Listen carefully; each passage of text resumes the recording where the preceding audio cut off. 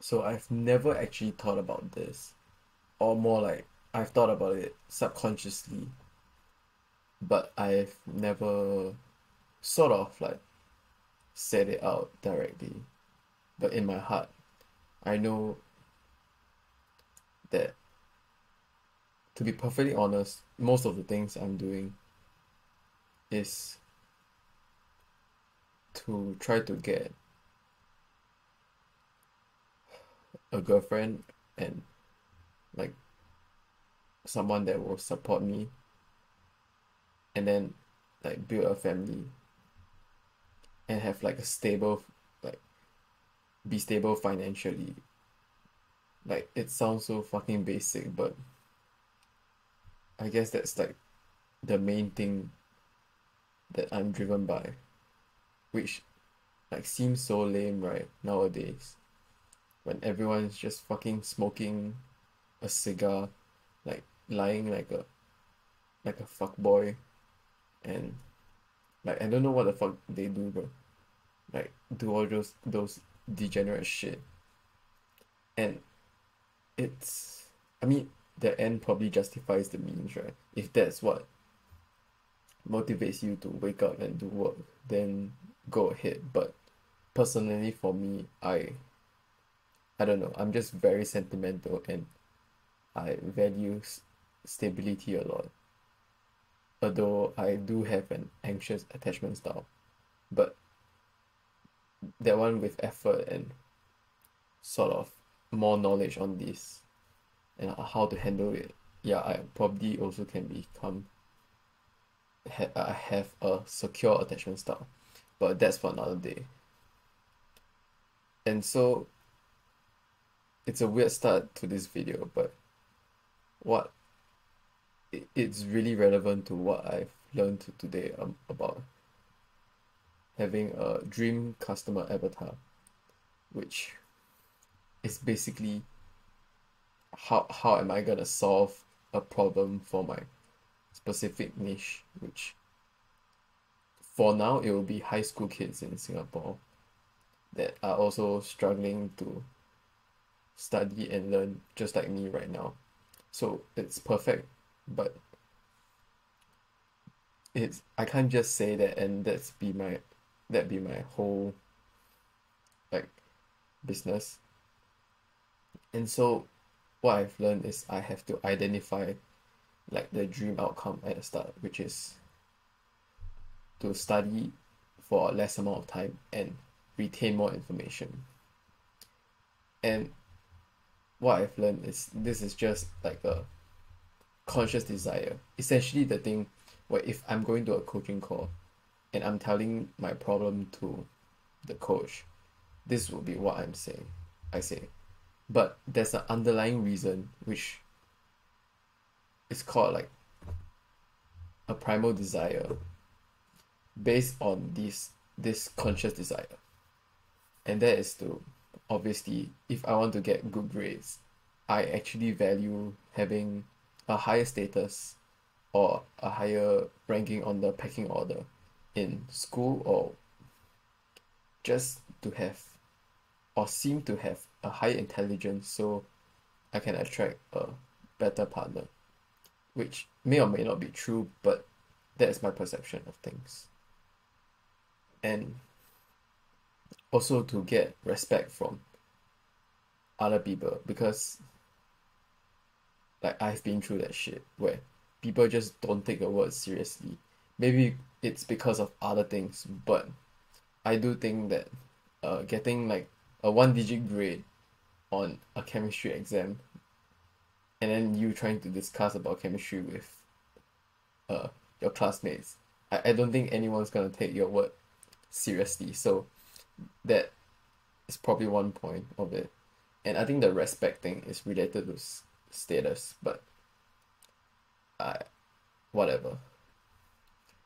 And so knowing the dream outcome is also not enough, right? Because what are you gonna do? It doesn't really narrow the scope enough. Like now you have a question, now you have some sort of direction, but it's still very vague. Like you can go like so many ways with it, and at this point, what I've learned also is that you're supposed to identify as many problems as possible. Like apparently quantity more than quality, so just spam the problems that you think you, in this case me, would face or my potential customer will face, and just spam it. So it may be things like, oh, maybe I can't even sit down and focus, or I'm just not the type of person who can learn this way, or like this is not my learning style, or this is different from what I've learned from, random YouTubers, cough cough, and oh, this takes too much effort when in fact there's cognitive load and desirable difficulty. But oh no, I must feel relaxed every time I study. And obviously this is a very big leap, right? And oh, maybe this just isn't for me, just like that. And there's so many problems. These are just like a small handful. And what I'm supposed to do is for every one of these, find a solution to them. And right now, I probably have like 65 problems, which is on the lower end of things. I mean, I didn't spend that much time yet to figure out the problems, but it's gonna be hell when I try to find the solutions. But regardless, it's such a good way to have direction, because now you're not just aimlessly trying to create a course or some bullshit. Like you actually know what you have to solve, because the problems you face, in this case me, because I'm in the same situation as my quote unquote customer.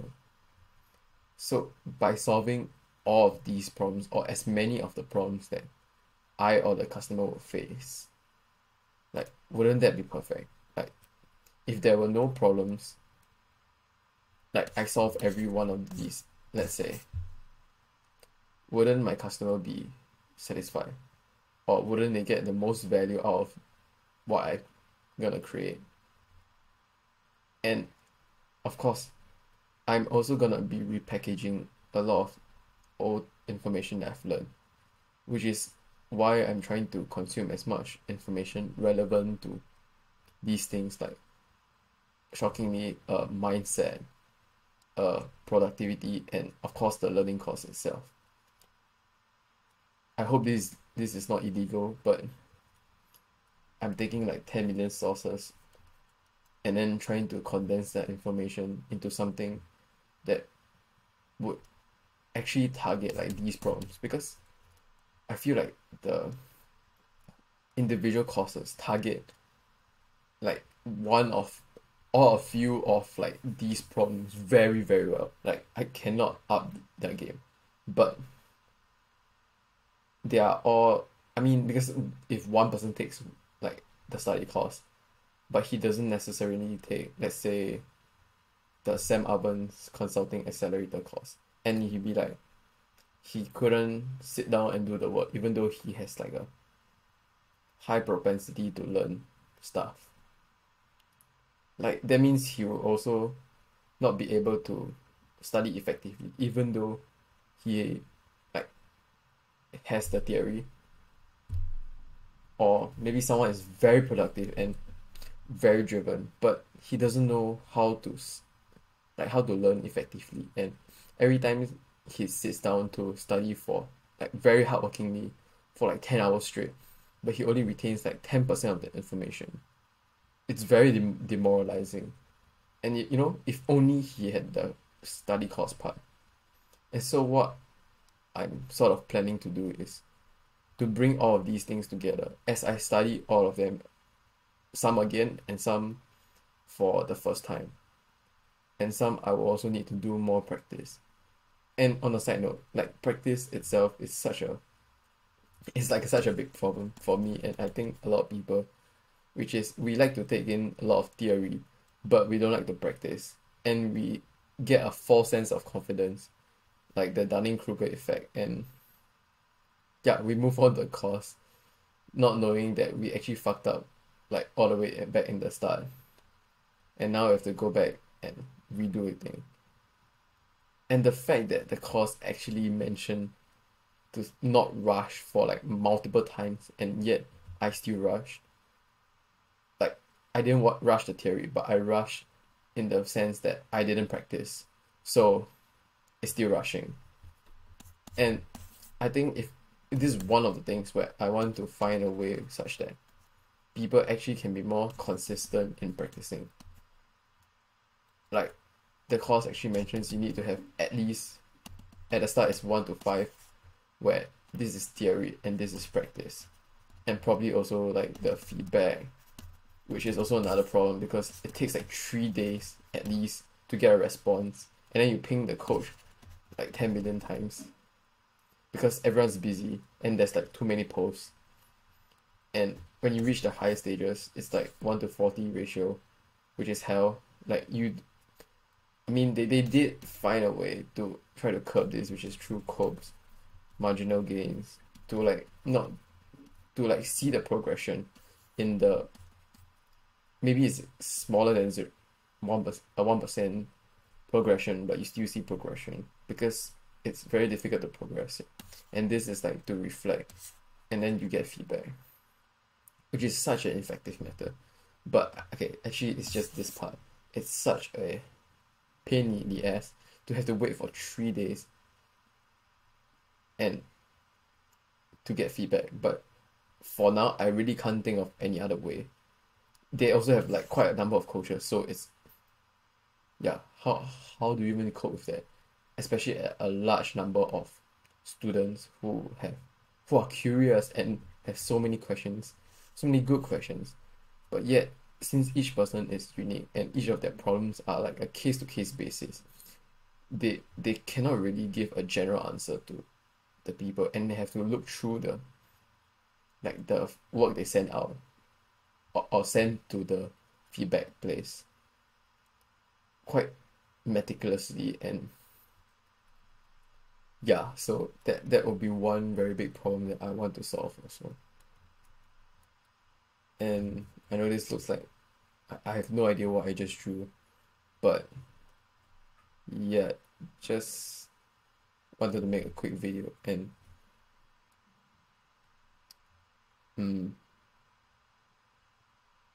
I hope somehow, after a few years, this sort of makes enough money for me to cough cough, uh, be able to like maybe buy a house or rent out somewhere good, and you know have some sort of happy family, who like I all I want is just not to have to worry about like financial means. Like I don't really even want a lavish lifestyle. Heck, I think that's like boring as hell. And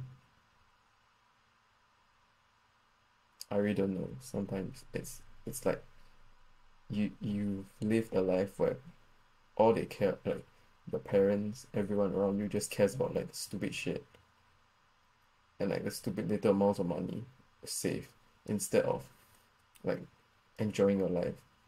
Like when the light bulb breaks down. Yeah, of course I'm the one changing it now, but wouldn't it be great to not have to worry about these kind of things? And if you want to learn the skills of how to repair stuff and be the guy in the house, then like of course sure, but like it would still be great that in the occasion you fuck up, you don't need to worry about money and can just call the mechanic over. Or yeah, I don't know what's the name of that occupation, but you get the idea. That I think is why we work towards like earning money, and it's not really because of the little material possessions that we want, because those things are really not important at the end of the day.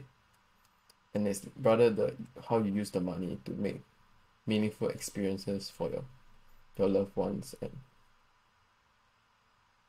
okay, why on earth is this so depressing? Holy shit. But I think, that's all for now.